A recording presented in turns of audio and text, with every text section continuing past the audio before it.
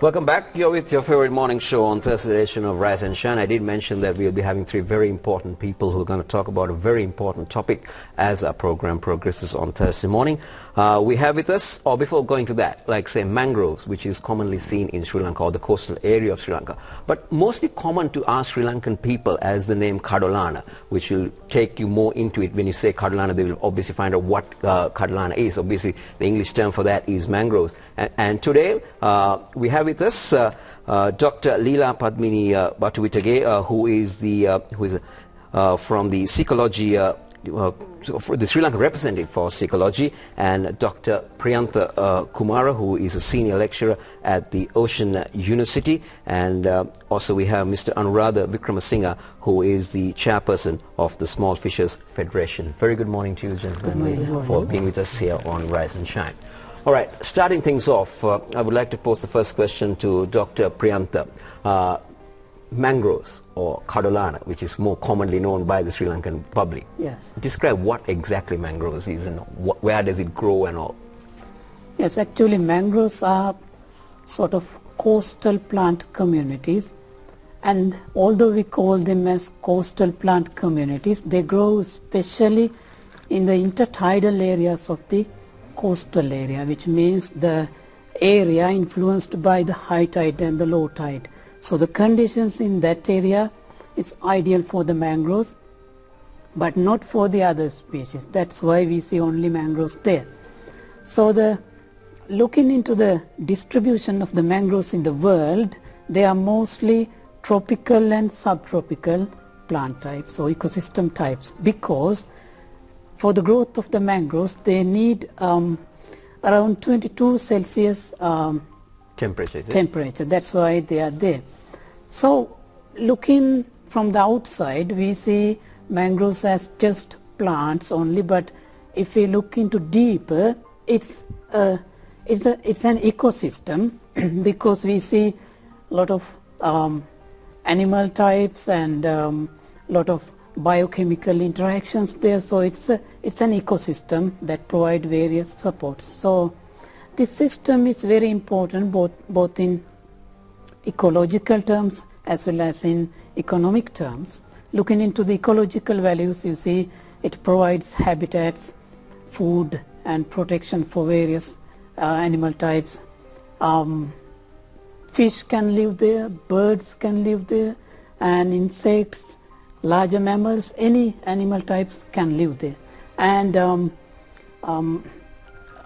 looking into the economic values of there, we can first describe as this is a sort of forest type. Therefore, the adjacent community can harvest sometimes in a sustainable way the timber products and some other forest products from the mangroves. But in addition to that, mangroves are very important in coastal protection.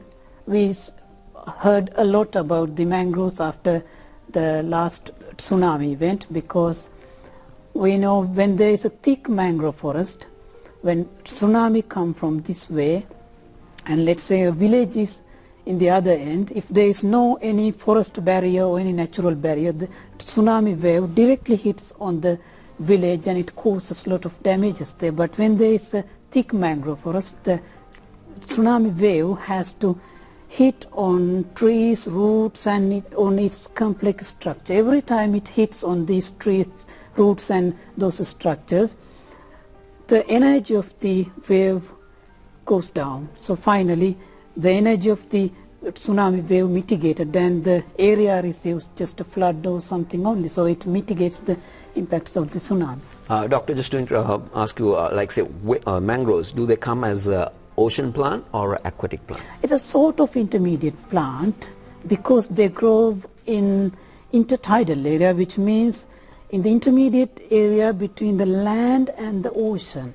So the definition is rather like mangroves are coastal plants growing in the intertidal area. So we could say sort of coastal plant communities.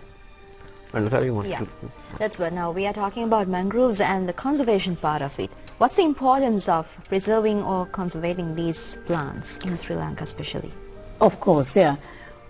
As an island, we have various lagoons and estuaries all around the country. So mangroves are scattered in those places, estuaries and lagoons. And those areas are highly important as fisheries grounds, especially for small-scale fishermen. Because we know, not like the commercial fishermen, these small-scale fishermen, they use traditional gears, they have no big capital to invest in the ocean for fishing, so they use simple structures for fishing.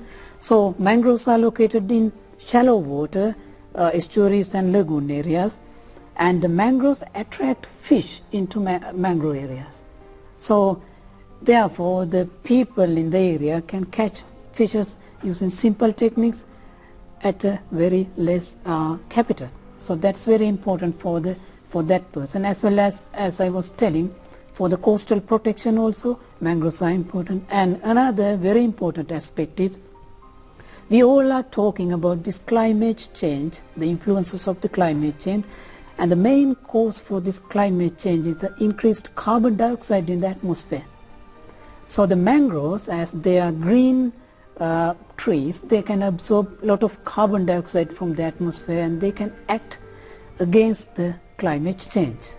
All right, Mr.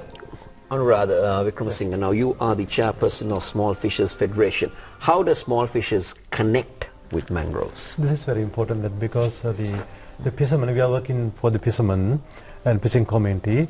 Fishers are saying that the mangroves are the roots of the sea. So one day I asked from the fishermen, fishing community members, why are you saying like that? They said that the mother fish, the brooders, they are coming from the sea to the lagoon and the mangroves, and they are breeding in the mangroves, especially shrimp and the crabs and other fish. After that, they are taking the prize and they are going to the sea. That's why because sea need the fish, the lagoon need the fish, piece of pork need the fish. So the mangroves are the protecting ground. So it stands right in the center, like the center person, right, for the fishermen to catch the fish. Fishermen and also the environment, the sea and the lagoon and the fishermen. So like that, yes. That's why we are going to protect the mangroves and all the support the fishermen to protect the mangroves. Small Fishers Federation. Tell us a little bit about it. When was it formed and what are their duties when it comes to... Yeah, actually Small Fishers Federation was set up during 1992 because some the committee members and we together we study about the mangroves, how important the mangroves for the fishing committee, because always the fishing committee saying the mangroves are important. So we study this, how important that. Then we realize that mangroves are the mangroves the provider of the livelihood for the fishermen. So therefore we set up the Small Fishers Federation in 1992. Then now after 23 years time, now it's the bigger organization in the coastal areas in the country. And now base is in Chilau and in Pambala Lagoon, close by the lagoon. And we have a very huge network now, 456 the organizations, fishermen organizations are now affiliated with the Small Fishers Federation throughout the country. Well, yes. Right next to me I have Dr. Leela, who is the Sri Lankan representative for Seacology, actually. Like, Doctor would like to know what is Seacology, because it's something new to Sri Lankans, isn't it, Kosala? Yeah. It's completely new. And Seacology as well as this mangrove conservation, how does these two get in? Well, Seacology is an international organization, US-based, headquartered in California. Its mission is to protect endangered habitat in islands. So since 1991, Seacology has either completed or has in progress over 250 projects in 55 countries. And they have preserved over 1 million acres of habitat. So when you say islands, that they concentrate more on islands, like say obviously you get countries with coastal belts but not islands. So do they emphasize on those countries as well? They are focusing on mainly on marine and terrestrial ecosystems. They think that because then that is why islands are linked. Because they are, for example, if you think about the mangroves, it is recorded 50% of the mangroves have lost during the last century. And this made Seacology and work together with Sudeesa and formulate a project proposal, and they have been working in this project proposal for the last 2 years, I suppose. And then Seacology is the project component. And the other thing is that what I appreciate is the partnerships of, because when we think about the global situation, and globalization links countries inextricably. So it is heavily linked, so that you can't escape. One country can't escape. The decisions taken in one country will affect the others. And also on the other hand, the environmental impacts are moving beyond borders, like climate change. So then this type of partnerships are necessary for all the countries, and I think Sri Lanka is lucky to have this project with the assistance of Seacology, and they have received several awards internationally in appreciation of their work and innovative strategies. They directly work with the communities and support to improve their livelihoods. And in return, they expect that this community will assist preservation of ecosystems. You talked about partnerships and you talked about getting connected. How does the Seacology department or the World Seacology connect with the small fishers in Sri Lanka? Actually, they have been working since 2000. 2000, they have assisted to establish 2 centers in Sri Lanka. One is in Kiralatalli. That is Mangrove Conservation Center, and other one is Urania, that is Coastal Resource Management and Livelihood Training Center. So in return, in Urania, they expect that 1,200 mangroves, the marine habitat, will be preserved. So it is a kind of partnership. That's why sometimes, we need kind of partnerships beyond friendships and friendships beyond partnerships. So I see these two together in this project. All right. Yeah. You wanted to ask something? No, Kusala, I was thinking about at this point, it would be great if we can remind our viewers that Sri Lanka happens to be the world's first nation to comprehensively protect all the mangrove forests around, because this particular project is the first of its kind, it seems. Would like to know about that part as well. Yeah, actually, yes. And I this project covers 3 pillars of the sustainable development. That is economic development, social development, and environmental protection. The environment, as far as environmental protection is concerned, Seacology supports conservation of 12,700 hectares of mangroves, out of which 3,885 acres will be rehabilitated, that means replanted, and the balance 8,815 acres will be preserved, altogether 12,700. So then the social and economical point of view, when we discuss, Seacology supports 15,000 community members to improve their livelihood through micro credits.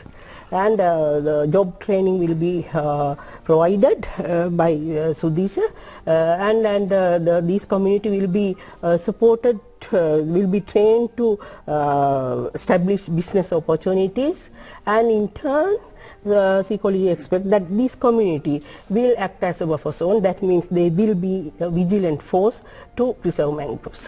All right, Doctor, coming back to you, what are the problems that occur in preserving mangroves in Sri Lanka or around the world? For Sri Lanka, the major issue is, I think,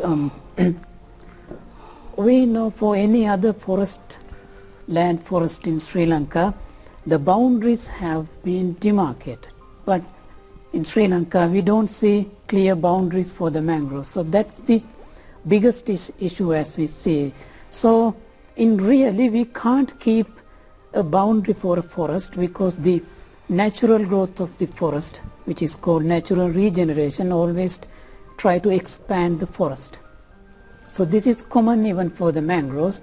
So sometimes we see mangroves in private lands.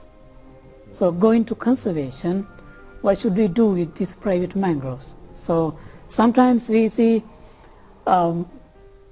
encroachments into mangroves by the people for various purposes. So in that case, the only problem is we don't see the boundaries. For monitoring, conserving mangroves, we need to demarcate the boundaries first. So that's one case. And in addition to that, we see from these all coastal development projects, maybe tourism and other development projects, they acquire sometimes mangrove lands for the development activities. But in addition to that, sometimes we see heavy pollution in mangrove areas. Sometimes cattle are grazing in the mangrove area, so that also affects the mangroves. Sometimes timber or firewood harvesting from the mangroves, so like that. There are various threats for the mangroves actually. Threats in the sense by the people living in those areas as well? Is it that? Actually, yeah, those are anthropogenic threats, we could say, but in addition to that, of course, there are natural threats as well. For example, sometimes there are some insects that damage mangrove seedlings or the juvenile stages that affects mangroves. Also, this climate change itself, it also affects the growth of mangrove seedlings. Sometimes their flowering ability, those things also comes as natural threats. So, Mr. Anuradha, when it comes to the Small Fishes Federation, what are the steps that they have taken towards preserving the mangroves? Actually, I want to indicate here that the very important that the committee is first for anything, for everything, right? First rule is committee, second rule is committee, third is the committee. So then since 1992, we are working with the committee. We organize the committee to protect the mangroves. Mangroves means the livelihood for the fisherfolk. That's why. So we go on and we talk with them. Then finally we realize that mangroves important for the climate change. Mangroves important to protect the community from the tsunami and the hurricane, those kind of natural disasters. So many things we studied. Now, so we have the very bigger program actually, where recently we have discussed with His Excellency the President of Sri Lanka, and because he is the Minister of Mahavali Development and the Environment. On his blessing, so we signed an agreement with the Ministry of Environment to protect all the mangroves with the community. Now we are going to develop the 15,000 committee members, especially widows and the school dropouts youngsters. In the fishing committee, 1 of 6 is a widow in the female community, and 1 of 8 is not going to the school. So therefore we decided to organize the widows, the needy women in the fishing community, and also the school children, the school dropout children for the activities. They are the youth and they are the next generation of the country. So then we are organizing them also to protect the mangroves.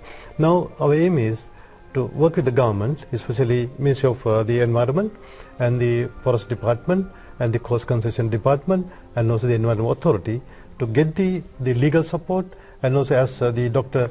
Priyanta indicated that no boundaries for the mangroves. So recently we discussed with the Forest Department to get the demarcation process. Now they agreed. Now they are providing that they are making the demarcation. For the community, they need the clear-cut boundaries for the mangroves. So we are organizing 1,500 the community organization throughout the country.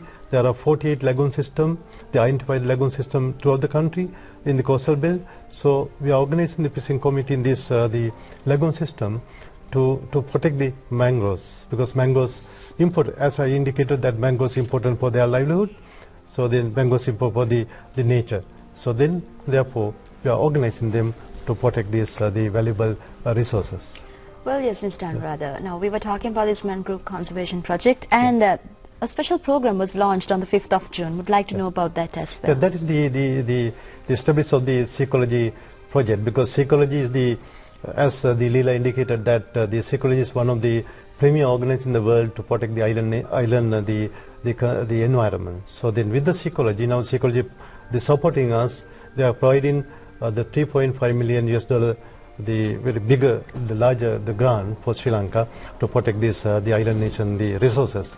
So then on June 5th, the Environment Day of the world, the recognized Environment Day. So we organize the school children, the committee members. We are working with the 1,500 organizations, the members and the government officers, the MPs, the ministers, whatever, all the people. We invited them to come to the Pambala Lagoon, Chilao Lagoon. We initiated this very important program for the country.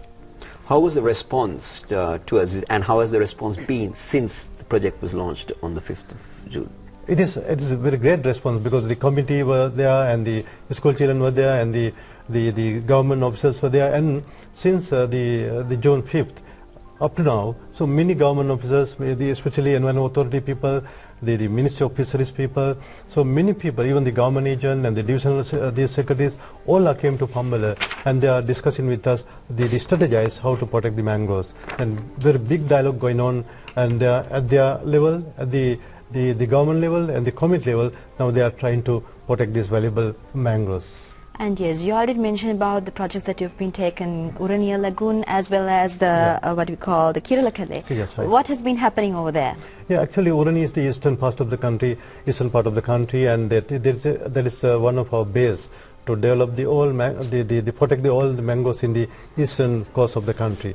Then the Kiralakale is based in the southern part of the country, the southern coastal belt. So Kiralakale is going to be the one of our main centers to protect the mangroves in the southern part of the country, and especially to educate the children and educate the community to protect the mangroves. Well, Dr. Leela, we see mangroves in other parts of the country as well, not only in the southern part, we see mangroves in the eastern coastal areas as well. So are you going to plan out the project moving towards those areas as well? Yeah, it's a national project to cover all mangrove forests in the country in 14 coastal districts. And coming to you, Doctor, like say, now we saw on those projects, you all were highlighting school children. Why is the basic idea behind highlighting the school children? Well, is there anything special that? Sure. The awareness is quite important in any sort of conservation program. And of course, we need to focus all the stakeholders and all the layers of the society for awareness, but we believe that starting from the youngest will help this process very much, because the changing the attitudes, that is the main part of these awareness programs. So we believe that starting from the children, this attitudinal change is quite easy. And also, if once we educated the school children, he interacts with his friends and sometimes with their parents. So like that, once one student is educated, he talks to others, and this awareness message goes to the others of the community as well. All right, thank you very much, Doctor. Mr. Anuradha, finally, before we come to a conclusion of our discussion, what are the future plans that the Small Fishers Federation have? Actually, with the Seacology, we are going to establish, for the next 5-year period, we are going to establish 1,500 organizations throughout the country in the coastal areas, and also we are educating 15,000 members, as I indicated earlier, and also we are providing the microfinance facility for the creation of the jobs, the good jobs. Then they are not cut on the mangroves, they are protecting the mangroves. So we want to organize the community to protect the mangroves. I said the community the first. So we are, therefore, in next 5 years' time, we are organizing this massive, the majority of the people to protect the mangroves. And also, I want to indicate one of the thing that you asking that the school children, now they are the proprietors of what we have done. So the future, they are the owners of the future of the country. So therefore, we thought to organize all the school kids, the school children throughout the coastal belt to protect these mangroves. We are providing the awareness program, we are organizing training programs, we are organizing camps, those kind of things next the 5 years period to give the fullest the wider education, wider knowledge for the school kids about these mangroves, and they can protect the mangroves. Even now, actually long time back, we talked with the Ministry of Education and we prepare the curriculum for the mangroves for the school kids. Now the mangroves are the part of their school curriculum. So they are very much interested to protect these mangroves in the next 5 years period. So we believe that so we can completely protect the island mangroves. All right, I think Dr. you wanted something to Yeah, mention. because I want to add that Seacology provides assistance to establish a mangrove museum also Yeah, as an right, that's very education and training center. All right, time has caught up with us. Unfortunately, we would love to go on and go on and on about talking about mangroves. But first of all, thanking Dr. Leela Padmini Bhattivitage, Dr. Priyanta Kumara, and Mr. Anuradha Wickramasinghe for taking the time and giving out this very important message to our viewers about what mangroves are and why we need to protect mangroves for the future of our community and all that. All right, thank you very much for taking this. All right, with that, the time has caught up us on both of us to say our bye-byes for Thursday's edition of Rise and Shine. Hope you enjoyed the show as we enjoyed presenting it to you. The team of Rise and Shine will be there to keep you company from 6 a.m. tomorrow. But till then, from the two of us, it's bye-bye.